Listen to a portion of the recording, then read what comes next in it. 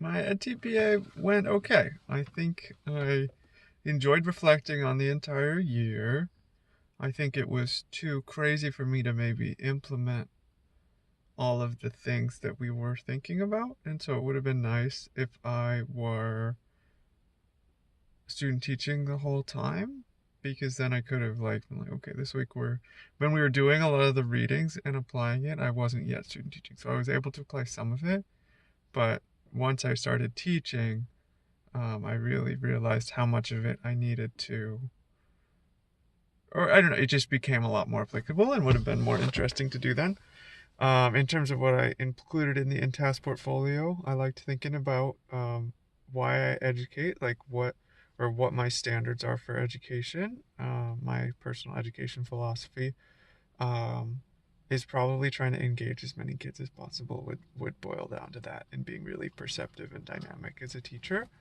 And I really enjoy that. And I have to been thinking about like what type of educational environment, because right now when we're doing this, we're also applying for jobs, so it's tricky to think about where I can get work and what being a teacher really means in these places, what teaching looks like, and what I want teaching to look like. And so that's what was on the back of mind while I was doing that TPA.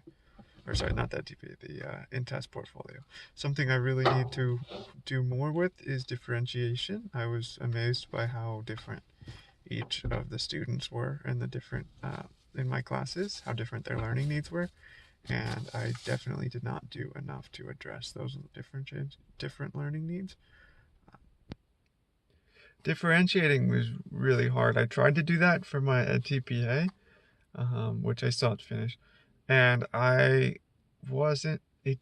I think the people my high needs learners ended up more confused than maybe otherwise, because I gave them more scaffolding, and then it didn't work. So I don't know. And just like normally, there's some kids that, because the NES standards, or sorry, the NGSS standards are at a pretty high level in terms of asking them to do some kind of in-depth thinking, and they're not used to. They're just used to, even though they're supposed to be at this learning those things from a young age, they're really used to just learning um, learning an answer to a question and then repeating that answer or answering that same question again for a test. They're not used to critical thinking, even though that's really what almost all of the NGSS standards are.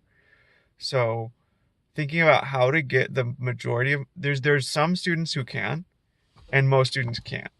And so if my tests are based and my assessments are based on the NGSS standards, they're not going to be at that level. And I didn't, we did some things where they were practicing, we practiced the claim evidence reasonings and what evidence is, and we worked on scientific writing, but I don't know if I was able to record their responses on a granular enough level to think about, okay, are they really better at this now or not? I wasn't sure.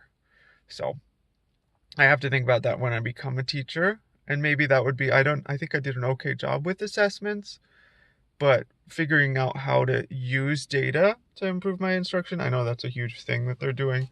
And I would need to track maybe individual random learners to see if they actually got better on certain things, because I've got 150 kids. So thinking about it is like, okay, I know that a lot of them are still struggling with formal writing. Did that activity actually improve that? So yeah, I think I need to work on assessment and differentiation looking back at it. But yeah.